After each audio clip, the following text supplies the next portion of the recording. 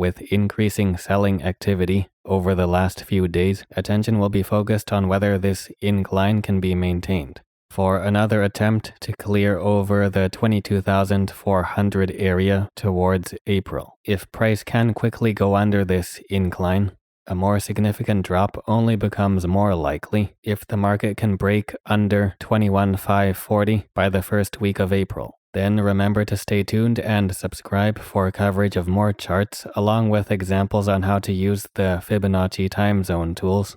Now on to the SPY S&P 500 ETF chart, where attention is similarly focused on whether price can go under 507 and drop onto 500 to resume an incline along the 1.618 channel line. And like discussed last week, a larger drop like this is still less likely unless price can consistently keep falling with daily volume closer to 100 million. On the other hand, if price can't close under 507 for at least 2 days in a row, a small double top reversal becomes less likely, and price could continue along the 0 to 1 range of the Fibonacci channel.